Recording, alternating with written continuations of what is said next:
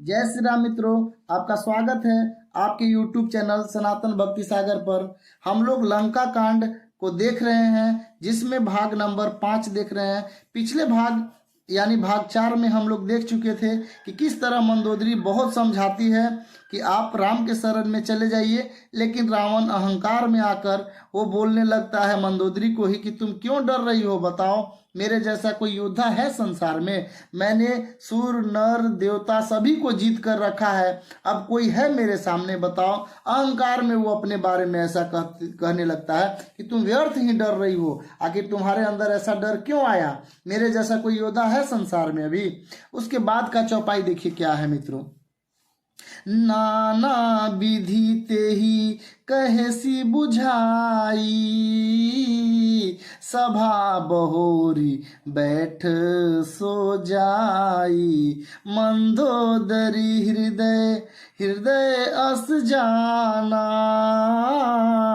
काल बस उपजा अभिमाना। रावण मंदोदरी को समझाते हुए कहने लगता है कि मंदोदरी को वह बहुत तरह से समझाते हुए कहा कि मेरी बात को मान लो, यानी किंतु रावण उसकी एक भी बात नहीं माना। रावण तो समझाने लगा मंदोदरी को, लेकिन रावण मंदोदरी का बात को नहीं मानता है और वो राम के शरण में जाने के बिल्कुल पक्ष में नहीं था, बल्कि वो खुद ही कहता था कि राम हमारे सामने कुछ भी नहीं है। और फिर वह इतना कहकर वह अपनी सभा में चला जाता है। इधर मंदोदरी दुखी हो जाती है और हृदय में ऐसा जान लेती है कि काल के वश में होने के कारण पति को अभिमान हो गया। वो भी समझ में आ रहा है धीरे धीरे मंदोदरी को कि उसकी मृत्यु निकट है, इसीलिए ऐसा बुद्धि भ्रमित हो चुका है रावण का। उसके बाद का चौपाई है, सभा आई मंत्री हंते ही बूझा, करब कवन विधि रिपु से जूझा। कहि सचिव सुननि चरना, बार बार प्रभु पूछहु कहा। अर्थात इस चौपाई का अर्थ है मित्रों कि सभा में आकर उसने मंत्रियों से पूछा कि शत्रु के साथ किस प्रकार युद्ध करना चाहिए। मंत्री लोग कहने लगते हैं, हे राक्षसों के नाथ, हे प्रभु सुनिए, आप बार बार ये क्यों पूछ रहे हैं। दरअसल होता क्या है कि ये जो रावण के जितने भी सभा में मंत्री हैं वो सब रावण की चापलूसी कर रहे हैं। कोई भी रावण को सच बात नहीं बता रहा है, और जो बताने का कोशिश कर रहा है, जैसे शुक ने भी बताया था, विभीषण ने भी बताया था, तो उसको लात से मारकर ये भगा देता है। इसके कारण भी वो लोग सब वही बात बोलते हैं जो रावण को पसंद है, और वो बोलते हैं कि आप बार बार ये क्या पूछ रहे हैं महाराज, कुछ है, वो लोग वानर लोग हमसे लड़ पाएंगे, ये कोई पूछने वाली बात है, ऐसा कुछ कह रहे हैं। राक्षस लोग रावण के ही पक्ष में बात कर रहे हैं कि हम लोग इतने शक्तिशाली हैं, आप इतने शक्तिशाली हैं, ये कोई पूछने की बात है। अब देखिए कि ये कोई पूछने की बात है कि हम लोग कैसे युद्ध करेंगे, वो लोग को तो ऐसे ही हम लोग मार के खा जाएंगे, ऐसा कुछ कहने वाले हैं। कहु कवन भय करिया विचारा, नर कपि भालू आहार हमारा।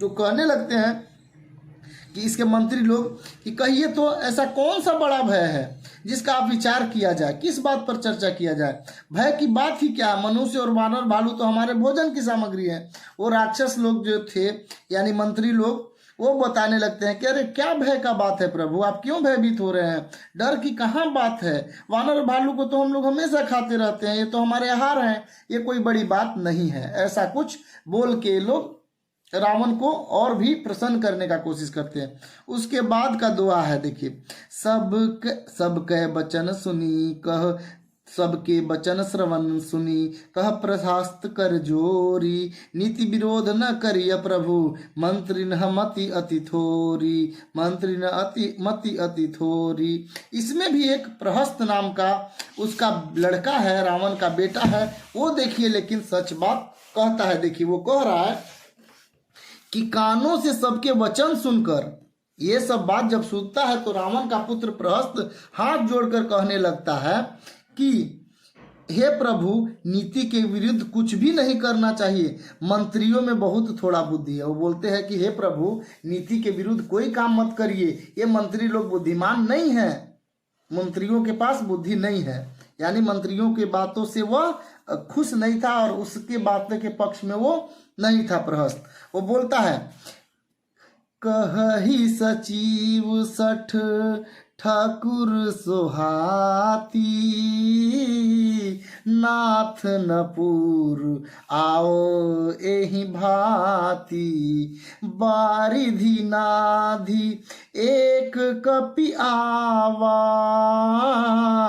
तासु चरित मन महु सब गावा। ये प्रहस्त बोलता है कि ये सब मूर्ख हैं, खुशामती हैं, यानी आपकी तारीफ कर रहे हैं, आपकी चापलूसी कर रहे हैं, मंत्री ठाकुर सहित यानी मुंह दोखी कर रहे हैं, आपका मुंह देखकर आपके पास सिर बढ़ाई कर रहे हैं। हे नाथ, इस प्रकार की बातों से पूरा नहीं पड़ेगा। एक ही बंदर समुद्र लाकर आया था, उसका चरित्र सब लोग देख लिए और अब मन ही मन गाया करते हैं, स्मरण किया करते हैं।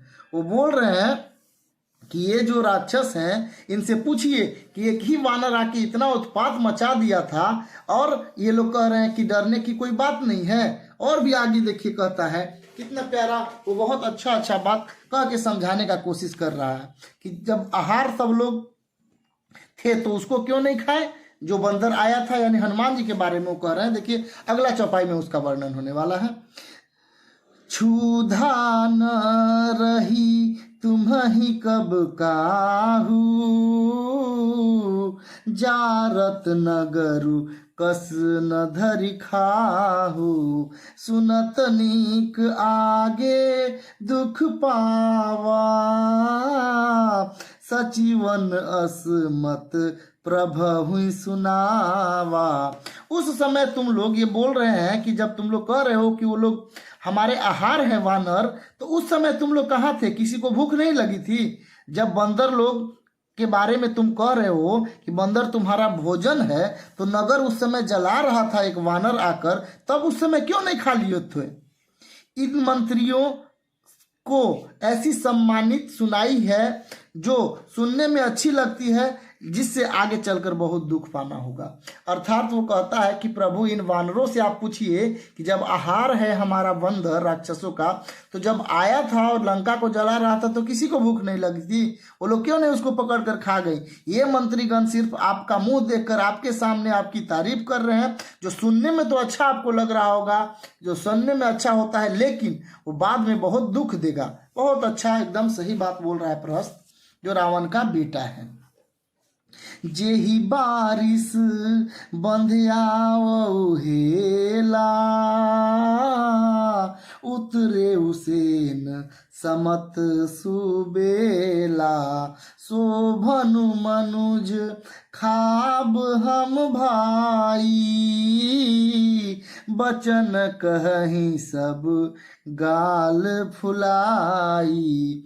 जिसने खेल खेल में ही समुद्र बांध लिया और जो सेना सहित सुबेल पर्वत पर आकर उतर गया है, हे भाई, कहो वह मनुष्य है जिसे कहते हो कि हम खा लेंगे? सब गाल फुलाकर पागलों की तरह वचन कर रहे हो। वो राक्षस का जो बेटा था, रावण का बेटा प्रहस्त, वो बहुत गुस्सा भी होता है। वो बोलता है कि जो खेल खेल में सारा समुद्र को बांध दिया और सेना को लेकर सुबेल पर्वत पर आकर उतर चुका है, वो साधारण मनुष्य तुम लोग को लगता है जिसको हम लोग खा लेंगे? सब गाल फुलाकर पागलों की तरह बात बोल रहे हो तुम लोग। यानी वो मंत्रियों को डांटता है।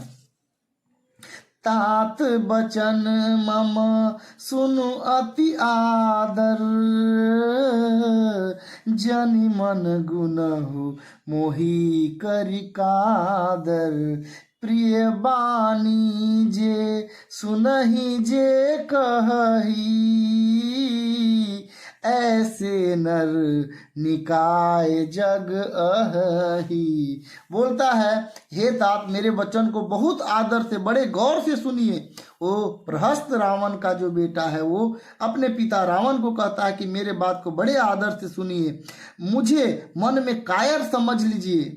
आप भले ही मुझे मन में कायर न समझिए, मुझे कायर समझ सुनने का प्रयास न करिए। वो बोलता है कि मैं ऐसा कायर होकर नहीं बोल रहा हूँ, जगत में ऐसे मनुष्य झुंड के झुंड बहुत अधिक हैं जो प्यारी मुंह मीठी बातें लगने वाली करते हैं, जो सुनने में अच्छी लगते हैं और वही बात कहते हैं। वो बोल रहा है कि मुझे कायर न समझिए, ऐसा न समझिए कि मैं युद्ध के डर से ऐसा बोल रहा हूँ, लेकिन इस संसार में बहुत ऐसे मनुष्य झुंड के झुंड हैं जो प्यारी प्यारी और मीठी मीठी बात सुनाते रहते हैं, कहते रहते हैं। बचन परम हित सुनत कठोरे, सुनहि जे कहहि ते नर प्रभु थोरे। प्रथम बसिठ पठऊ सुनु नीति, सीता देई करहु पुनि प्रीति। वो राक्षस पुत्र प्रहस्त बहुत अच्छे से समझाते हुए कहते हैं, हे प्रभु, सुनने में कठोर परंतु परिणाम में परम हितकारी वचन जो सुनते हैं और कहते हैं वे मनुष्य बहुत थोड़े हैं। यानी वो कहते हैं कि ऐसे मनुष्यों की बहुत कमी है जो सत्य भले ही कठोर हो लेकिन वो कहते हैं और जो सुनते हैं। यानी कठोर बात कहने वालों की भी कमी है और सुनने वालों की भी कमी है, यानी बहुत थोड़े लोग बचे हैं। नीति सुनिए, उसके अनुसार पहले दूत भेजिए और फिर सीता देकर श्री राम जी से प्रीति कर लीजिए। वो बोलता है कि नीति का बात मेरा सुन लीजिए प्रभु, मेरे पिता श्री, आप बात को सुन लीजिए। आप सीता एक दूत भेजकर सबसे पहले और दूत भेजकर सीता माता को लौटा दीजिए, उसके बाद राम जी से आप प्रीति कर लीजिए। उसके बाद एक चौपाई और मैं इस भाग में कहना चाहूँगा जो अंतिम है।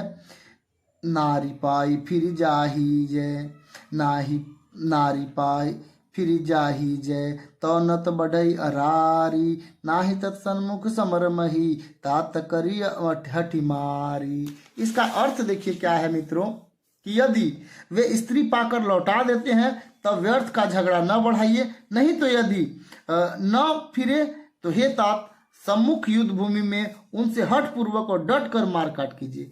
वो बोलते हैं कि सबसे पहले आप अपना दूत भेजकर आप सीता माता को लौटा दीजिए, इसके बाद भी अगर वो नहीं मानता है तो डट कर हम लोग सब युद्ध करेंगे और उससे युद्ध कीजिए।